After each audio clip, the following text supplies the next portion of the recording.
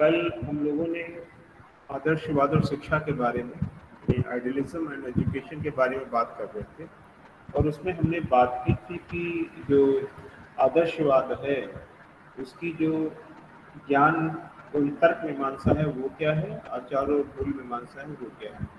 इसके साथ साथ हम लोगों ने बात की थी कि किन चीज़ों पे आदर्शवाद विश्वास करता है और किन चीज़ों को लेकर चलता है। उसके बाद कल हम लोगों ने बात ये भी की थी कि आदर्शवाद के हिसाब से शिक्षा किस प्रकार की होनी चाहिए, क्या होनी चाहिए और शिक्षा के उन्होंने क्या उद्देश्य डिसाइड किए थे। आज जो हम लोग बात कर रहे हैं वो बात ये कर रहे हैं कि पाठचर्या। कल हम लोगों ने बहुत सारी बातें कर ली थी कि आदर्शवादी चाहता है कि व्यक्ति का शारीरिक और मानसिक विकास हो, उसका सामाजिक विकास हो और उसका नैतिक और चारित्रिक विकास भी हो और राज्य के विशेषज्ञों का निर्माण हो, श्रेष्ठ नागरिकों का निर्माण हो, बुद्धि और विवेक शक्ति का विकास हो, आध्यात्मिक चेतना का विकास हो। ये जो प्लेटो या आदर्शवादी चाहता है। एक और बात, उसके आगे हम लोग बढ़ते हुए जब आदर्शवादियों ने शिक्षा के उद्देश्य डिसाइड कर लिए तो उद्देश्य पूरे कैसे होंगे। तो उद्देश्य पूरे करने की जो जिम्मेदारी होती है वो पाठचर्या के ऊपर होती है। तो आज हम लोग जो बात कर रहे हैं वो बात ये कर रहे हैं कि कौन कौन सी पाठचर्या में क्या क्या बातें उन्हें शामिल करने की बात है। कल हम लोगों ने ये देखा था कि आदर्शवादी शिक्षा का जो मुख्य उद्देश्य होता है वो क्या होता है, आत्म अनुभूति। क्या है, सेल्फ रियलाइजेशन, आत्म अनुभूति। तो आत्म अनुभूति को ये शिक्षा का अंतिम और मुख्य उद्देश्य मानते थे और इस उद्देश्य की प्राप्ति के लिए मनुष्य के शारीरिक, मानसिक, बौद्धिक, सामाजिक, नैतिक, चरित्र और सांस्कृतिक, यहाँ तक कि आध्यात्मिक विकास के ऊपर ये बल देते थे। इन उद्देश्यों की प्राप्ति के लिए पाठचर्या में इन्होंने भाषा को स्थान दिया, साहित्य को स्थान दिया, धर्मशास्त्र को स्थान दिया, नीति शास्त्र को स्थान दिया। ये प्रमुख चीजें थी उनके पाठचर्या की, ये प्रमुख चीजें थी। कुछ और विषय थे जिनको उससे कम महत्व दिया, यानी कि गौण महत्व दिया। जो यूनानी दार्शनिक, जिसको हम प्लेटो कहते हैं, प्लेटो के अनुसार मानव जीवन का अंतिम उद्देश्य आत्मानुभूति या फिर ईश्वर की प्राप्ति है और इसके लिए सत्यम शिवम सुंदरम की जो प्राप्ति है वो आवश्यक है। और ये तीनों आध्यात्मिक मूल्य मनुष्य की क्रम से यानी बुद्धि, नैतिकता और कलात्मक क्रियाओं के द्वारा ही इनको हम प्राप्त कर सकते हैं, ऐसा प्लेटो का मानना है। अतः प्लेटो पाठचर्या में उन्हीं विषयों और क्रियाओं को के समावेश पर बल देता है जो मानव को उपयुक्त क्रियाओं में दक्षता प्रदान करे।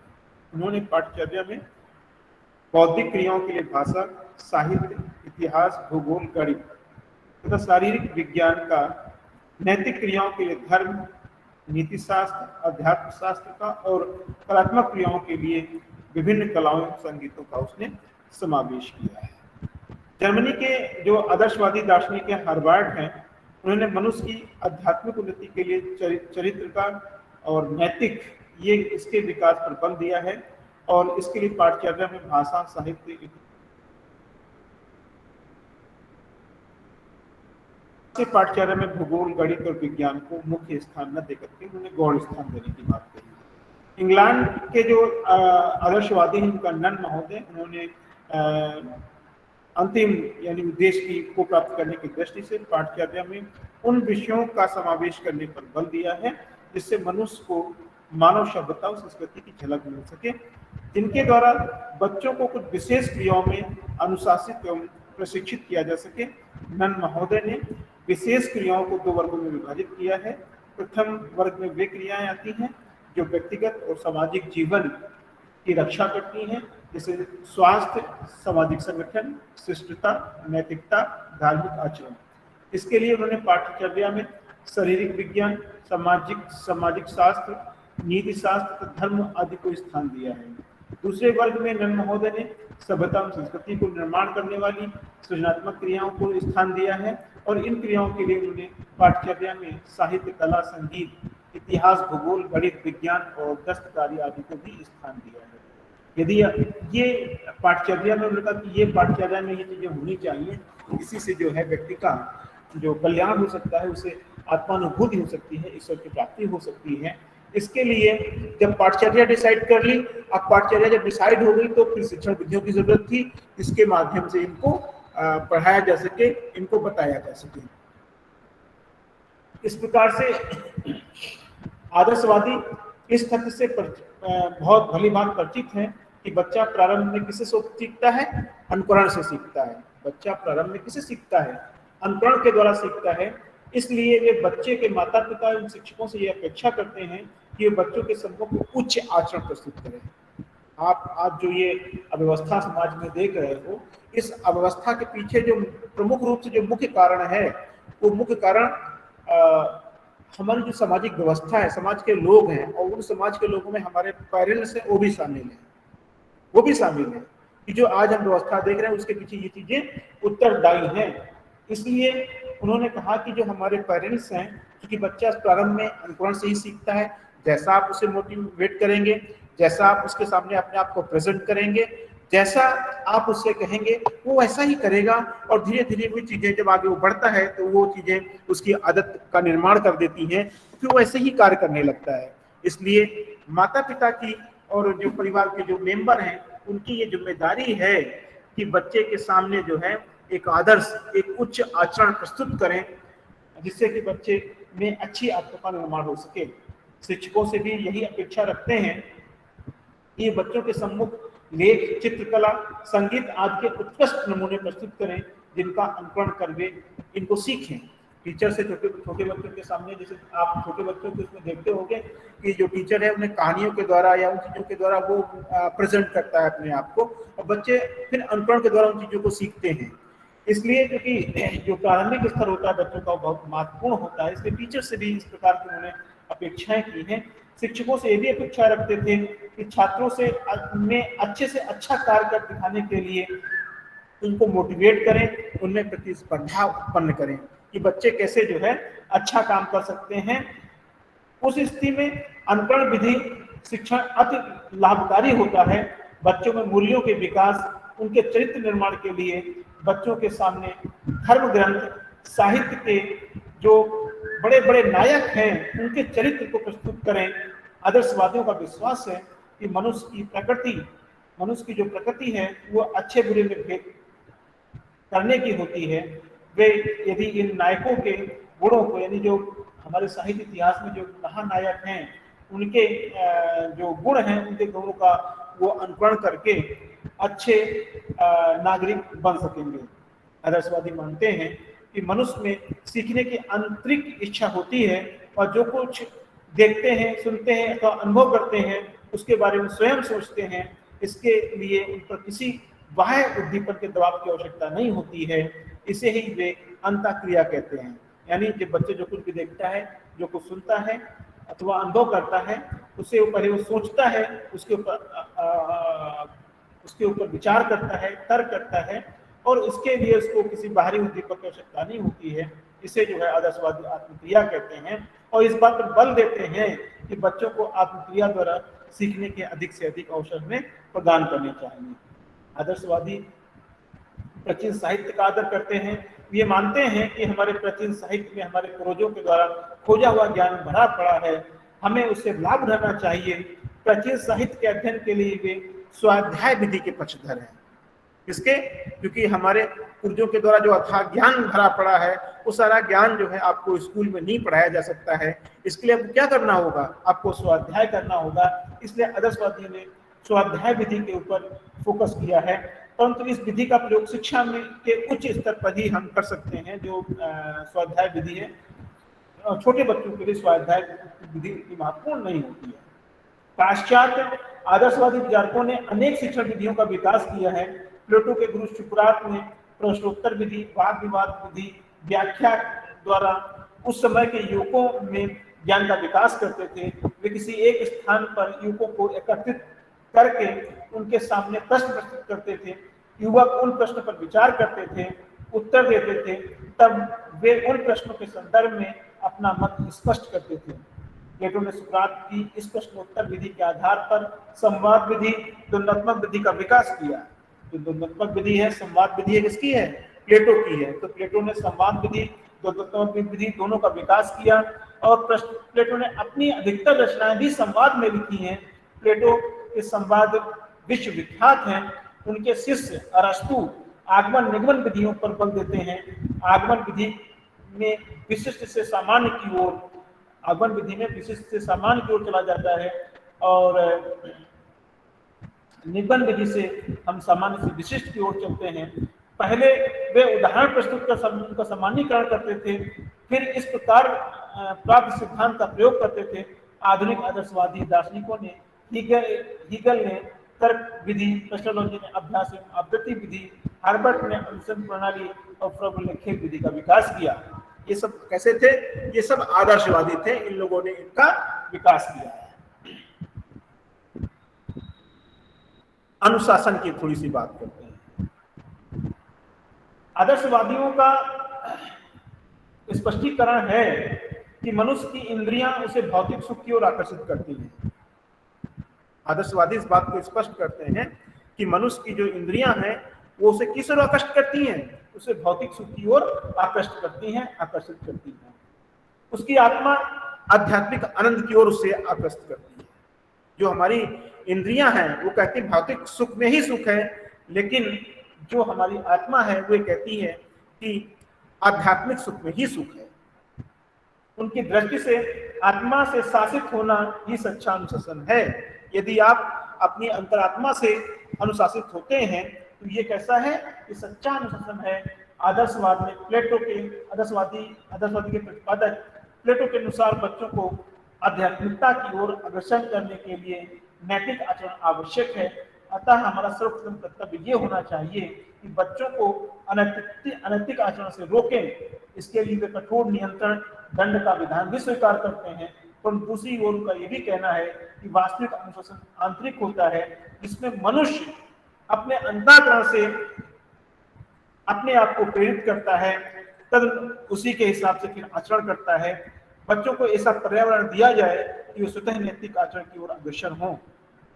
आधुनिक युग के आदर्शवादी विचारक जर्मन शास्त्री फ्रोबेल ने स्पष्ट किया है कि दंड के भय से वास्तविक अनुशासन प्राप्त नहीं किया जा सकता है। सच्चे अनुशासन की प्राप्ति के लिए प्रेम और सहानुभूति की आवश्यकता होती है। फ्रोबेल के शब्दों में बच्चे पर नियंत्रण करते समय उसकी रुचियों पर ध्यान रखना चाहिए और प्रेम और सहानुभूति पूर्वक व्यवहार करना चाहिए। हार्न महोदय ने आंतरिक अनुशासन के ऊपर बल दिया है। उनके शब्दों में अनुशासन का प्रारंभ बाह्य रूप से होता है, परंतु उत्तम ये होगा कि इसका अंत आत्मनिर्माण और आत्मनियंत्रण द्वारा आंतरिक हो। इस प्रकार सभी आदर्शवादी अनुशासन को आंतरिक भावना मानते हैं। छात्रों में इसका विकास करने के लिए विद्यालयों में उच्च पर्यावरण के निर्माण एवं विकास पर बल देते हैं। उचित पर्यावरण में बच्चे स्वतः अनुशासित होंगे।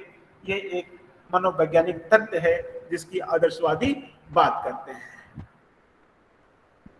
तो इस प्रकार से कहते हैं कि जो अनुशासन कैसा होना चाहिए? वो आंतरिक होना चाहिए।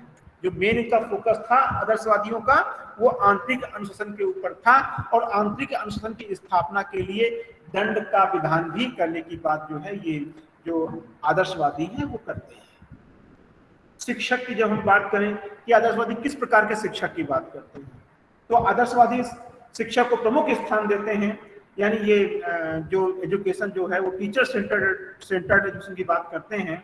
बच्चों को पशु से मनुष्य और मनुष्य से देवत्व तक ले जाने में शिक्षक की बड़ी आवश्यकता होती है। कहते हैं कि जो बच्चा होता है पहले वो पशु के समान होता है, फिर जो उसे मनुष्य है वो शिक्षक बनाता है और शिक्षक ही उसे मनुष्य से देवत्व की ओर ले जाता है, यानी उसे देवतुल्य बनाता है।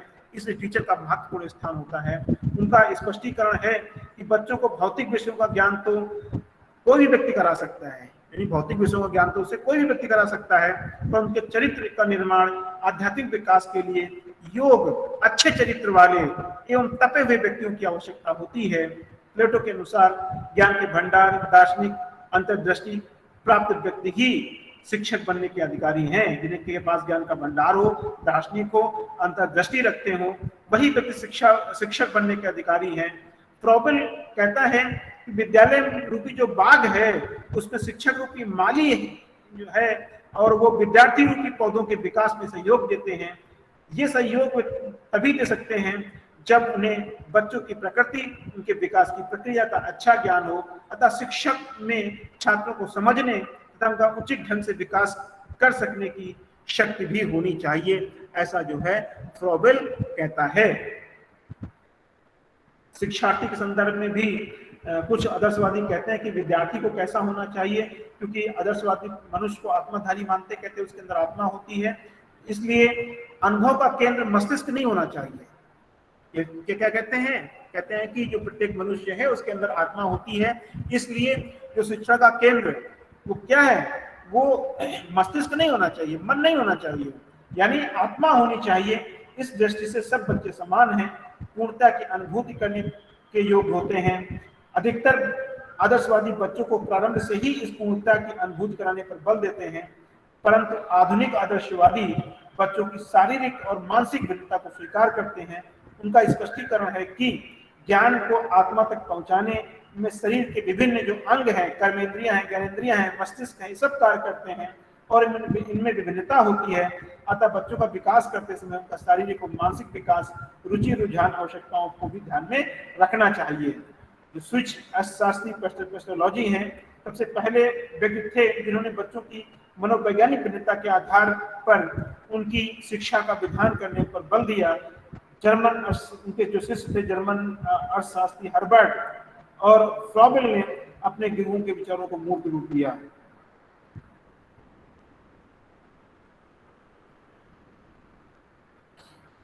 विद्यालय के जहां तक बात रही तो आदर्शवादियों का तर्क है कि मनुष्य आध्यात्मिक अनुभूति करने में तभी सफल हो सकता है जब उसका शारीरिक, मानसिक, बौद्धिक, सामाजिक और सांस्कृतिक, नैतिक, चारित्रिक एवं आध्यात्मिक विकास उसका हो जाए, तभी वो आत्मानुभूति कर सकता है। इन सबके लिए सामाजिक आदर्श, मूल्य, सिद्धांत को पूर्ण रूप से उच्च सामाजिक पर्यावरण की आवश्यकता समझते थे। ये विद्यालयों में ही संभव है। विद्यालयों में आदर्श शिक्षकों के संपर्क में आकर बच्चे उच्च आदर्श की शिक्षा प्राप्त करते हैं। आदर्शवादियों के अनुसार विद्यालय ऐसे स्थान पर होने चाहिए जहां बच्चे का उच्च सामाजिक आदर्श और आध्यात्मिक मूल्यों की ओर वो बढ़ सके। शिक्षा के अन्य पक्ष, शिक्षा के अन्य पहलुओं जैसे जन शिक्षा, स्त्री शिक्षा, प्रौढ़ शिक्षा, धर्म शिक्षा पर आदि पर भी आदर्शवादियों ने अपना प्रकाश डाला है। आदर्शवाद के प्रवर्तक प्लेटो भिन्न भिन्न वर्ग के लिए भिन्न भिन्न प्रकार की शिक्षा की व्यवस्था करते थे।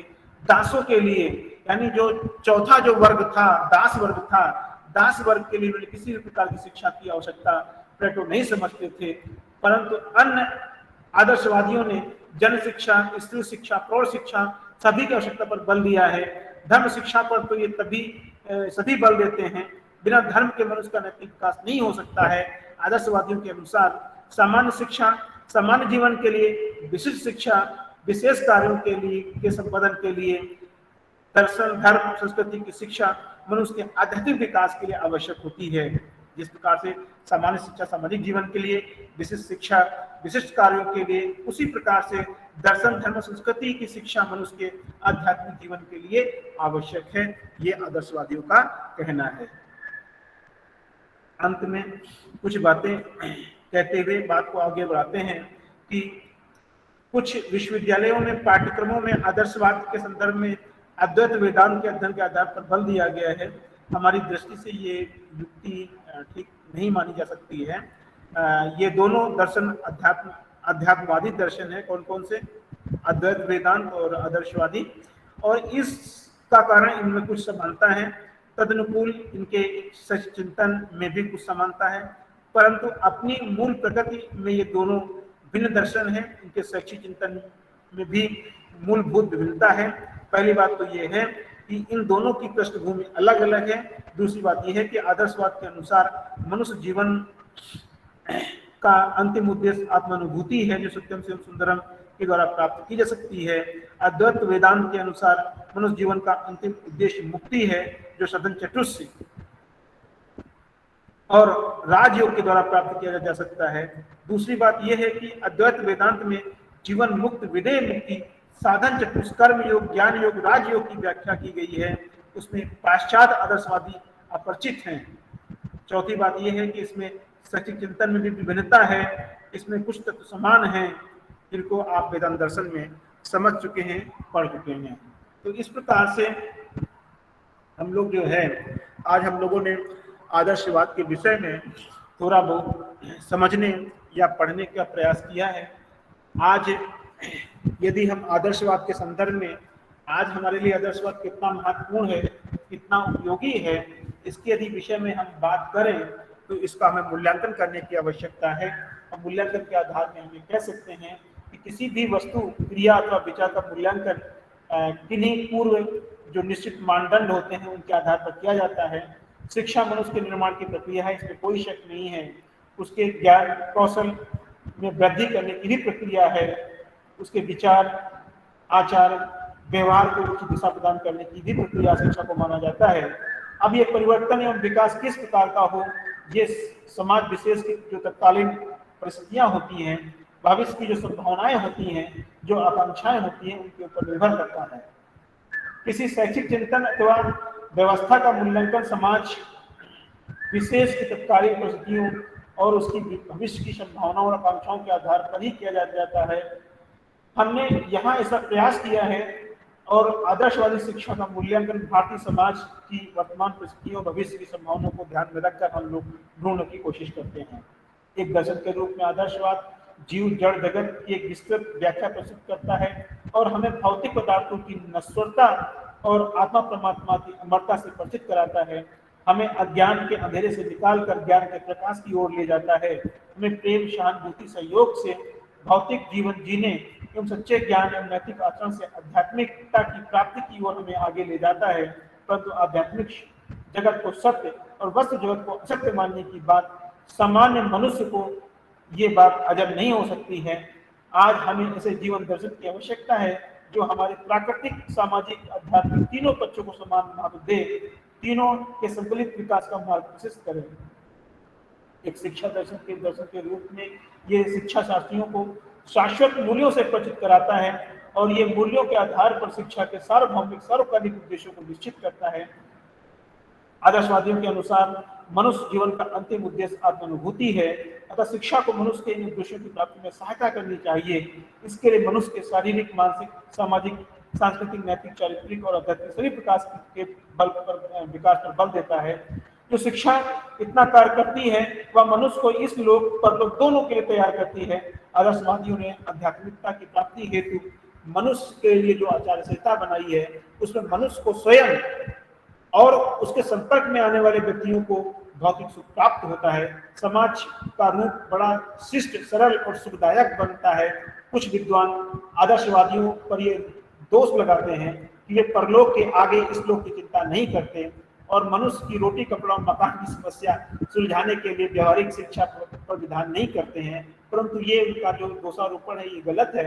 आदर्शवाद के प्रतिपादक प्लेटो ने राष्ट्र के निर्माण के लिए विभिन्न प्रकार के नागरिकों के निर्माण की बात कही है। उनकी योग्यता अनुसार कर्म क्षेत्र यानी की शिक्षा की, व्यवसाय की शिक्षा देने की बात कही है। आदर्शवादी शिक्षा की पाठ्यक्रम में भाषा, साहित्य, धर्म, नीति शास्त्र पर बल और ज्ञान की अन्य जो शाखाएं हैं, व्यवसायिक विषय, भौतिक विज्ञान आदि पर अपेक्षाकृत कम बल देते हैं। उनकी दृष्टि से बिना भाषा, साहित्य, धर्म और नीति के ज्ञान के मनुष्य का अच्छा मनुष्य नहीं बन सकता है। इसलिए हमारी पहली आवश्यकता मनुष्य को अच्छा मनुष्य बनाने पर होनी चाहिए। ये बात सही है। जो शिक्षा व्यवस्था सामाजिक परिवर्तनों के साथ कदम मिलाकर नहीं चलती वह अपने आप में अधूरी रह जाती है। प्रसन्नता की बात यह है कि आज के आदर्शवादी विचारकों का दृष्टिकोण व्यापक है। वे युग की आवश्यकताओं की पूर्ति के लिए पाठचर्या को विस्तृत बनाने पर बल प्रदान करते हैं। शिक्षण विधियों के क्षेत्र में आदर्शवादियों ने अनेक उत्तम विधियों का निर्माण किया है। अनुकरण को वे सीखने की स्वाभाविक विधि मानते हैं। प्राचीन आदर्शवादी विचारक अनेक उत्तम विधियों जैसे प्रश्नोत्तर विधि है, संवाद विधि है, वाद विवाद विधि है, आगमन विधि है, निबंध विधि है, इनका प्रयोग करते थे। आधुनिक आदर्शवादी विचारक तो मनोवैज्ञानिक तथ्यों से परिचित हैं और करके सीखने, स्वयं अनुभव द्वारा सीखने पर बल देते हैं। इस संदर्भ में पेस्टोलॉजी की अभ्यास और आवृत्ति विधि, हार्वर्ड की पंच पद प्रणाली विधि, फ्रॉबेल की किंडरगार्टन प्रणाली उल्लेखनीय है। अब आदर्शवादियों का पर ये दोष लगाना बिल्कुल ठीक नहीं है कि व्याख्या, प्रश्नोत्तर और विचार विमर्श आदि प्रणालियों तक ही सीमित है। रटने तथा पुस्तक प्रणाली पर अधिक निर्भर है। हाँ, ये बात अवश्य है कि सब विधियों में छात्रों की अपेक्षा शिक्षक को अधिक काम करना पड़ता है। अनुशासन के संबंध में आदर्शवादी जो विचारधारा को आज अधिकतर शिक्षा शास्त्री वहां तक तो उत्तम समझते हैं जहां तक बच्चों को उत्तम पर्यावरण में रखकर उच्च आचरण का प्रशिक्षण देती है, परंतु इस सबके लिए बच्चों को कठोर नियंत्रण में रखने और भूल करने पर दंड देने की अवहेलना करते हैं, दंड देने की आलोचना करते हैं। इस संदर्भ में ये कहना उचित होगा कि उचित नियंत्रण और उचित दंड के विधान के अभाव में ना तो बच्चे का वह दृष्टि अनुशासित होते हैं, ना ही आंतरिक दृष्टि से। नियंत्रण तो होना ही चाहिए, परंतु यह नियंत्रण प्रेम पर आधारित होना चाहिए। आवश्यकता पड़ने पर ही उन्हें दंड दिया जाना चाहिए। बड़ी सावधानी के साथ जिस छात्र को दंड दिया जाए वह यह अनुभव करके जो उसे दंड दिया जा रहा है उसी में उसकी भलाई है। किसी भी स्थिति में कठोर दंड ना दिया जाए। कठोर दंड तो छात्रों को और अधिक अनुशासनहीन बनाता है। कुछ आदर्शवादी इस बात की कई आलोचना करते हैं कि शिक्षा की प्रक्रिया में शिक्षक को मुख्य स्थान देते हैं, फिर भी आचरण की शिक्षा आदर्श आचरण करने वाले शिक्षकों के संपर्क में रहकर ही प्राप्त की जा सकती है। शिक्षार्थी को आदर्शवादी जन्म से पूर्ण मानते हैं। इस पूर्णता के अनुभूत के लिए वे उसके लिए कठोर आचार्य संहिता बनाते हैं। शिक्षार्थी को उसका पालन करना आवश्यक है। जब शिक्षार्थी को समान मानना आज के वैज्ञानिक दृष्टिकोण से सही नहीं है, परंतु सब विद्यार्थियों को समान व्यवहार करना आज की लोकतांत्रिक भावना के अनुकूल है। शिक्षा की अन्य समस्याओं के समाधान में आदर्शवाद बड़ा सहायक है। कुछ विद्वान प्लेटो पर ये दोष लगाते हैं कि उसने दासों की शिक्षा का अधिकार न देकर जन शिक्षा की अवहेलना की है। ये बात सही है। वास्तविकता ये है कि सेवा कार्य के लिए शिक्षा के लिए विद्यालय शिक्षा आवश्यक नहीं मानते थे। यदि सभी मनुष्यों के जीवन का अंतिम उद्देश्य आत्मानुभूति है तो सबको प्राकृतिक नैतिकता, सामाजिक नैतिकता, आध्यात्मिक नैतिकता की शिक्षा तो देनी ही होगी। फिर आधुनिक युग के आदर्शवादी विचारक तो जन शिक्षा के पक्के समर्थक हैं। आदर्शवादियों का ये विचार कि सामान्य शिक्षा सबके लिए, उच्च शिक्षा उनकी योग्यता अनुसार दी जानी चाहिए, आज पुनः माने जाने लगा है कि लोकतंत्र के नाम पर सब बच्चों को उच्च शिक्षा के अवसर प्रदान कर हम राष्ट्रीय धन का अपव्यय कर रहे हैं, शिक्षा जगत में अनुशासनहीनता फैला रहे हैं। इसके साथ साथ शिक्षित बेरोजगारी भी बढ़ रही है। इस संदर्भ में हमें आदर्शवादी विचारधारा से सहमत होना ही पड़ेगा। आदर्शवादियों द्वारा प्रतिपादित धार्मिक नैतिक शिक्षा की आवश्यकता आज पुनः समझी जा रही है। आज के आदर्शवादी विचारक को राष्ट्र के कटु सत्य, रोटी कपड़ा और मकान के प्रति जागरूक हैं और बच्चों को समाज व्यवसायिक शिक्षा के देने पर बल देते हैं। कुल मिलाकर कहा जा सकता है कि आदर्शवादी इस ब्रह्मांड के अंतिम सत्य ईश्वर की खोज करने में तो सफल रहे हैं, परंतु उनके द्वारा वस्तु जगत के अस्तित्व को नकारने की बात सामान्य रूप से जो मनुष्य के गले नहीं उतरती है, परंतु मनुष्य के जिस प्राकृतिक, सामाजिक, आध्यात्मिक, नैतिक विधान आदर्शवादियों ने किया है उसके पालन से मनुष्य के पारलौकिक जीवन के बारे में निश्चय भले ही कुछ न कहा जा सके, परंतु उनका लौकिक जीवन निश्चित रूप से सुख और शांतिमय होता है। शिक्षा के क्षेत्र में भी सर्वाधिक प्रभाव इसी दर्शन का है। शिक्षा, किसी भी देश की शिक्षा के उद्देश्य मूलतः वही हैं जिनका प्रतिपादन आदर्शवादियों ने किया है। शिक्षा की पाठचर्या में भाषा, साहित्य के महत्व को आज हम स्वीकार किया जाता है। आदर्शवादियों द्वारा विकसित शिक्षण विधियों का प्रयोग भी किसी न किसी रूप में आज किया जाता है। शिक्षा के क्षेत्र में अनुशासन की आवश्यकता पर अधिक बल आदर्शवादियों ने दिया है। आज उनसे सभी सहमत हैं, परंतु उनकी प्राप्ति के लिए कठोर दंड व्यवस्था के स्थान पर प्रेम एवं सहानुभूति पूर्वक व्यवहार करने का वो उत्तम माना जाता है। विद्यालयों में आदर्श पर्यावरण बनाने के संबंध में विद्वान एकमत हैं। शिक्षा की अन्य समस्याओं के समाधान में भी आदर्शवाद का बड़ा योगदान है। इस प्रकार से संसार में आज भी इस दर्शन का जो अस्तित्व है वो बरकरार बना हुआ है उसके अपने गुणों के कारण। हर कंट्री की जो शिक्षा व्यवस्था है वो आदर्शवाद को अपनाती है, आदर्शवाद की जो बातें कही गई हैं उनके हिसाब से काम करने की कोशिश करती है। इस प्रकार से आदर्शवादी शिक्षा आज हमारे लिए बहुत महत्वपूर्ण मानी जाती है। ये जो हमारा आज का जो टॉपिक था बच्चों, आदर्शवाद, जिसे हमने 3 दिन में लेके चले थे, आज वो समाप्त होता है। किसी को यदि कुछ पूछना हो तो स्वागत है, और ना पूछना हो तो कोई बात नहीं। यदि कुछ बताना हो तो भी स्वागत है।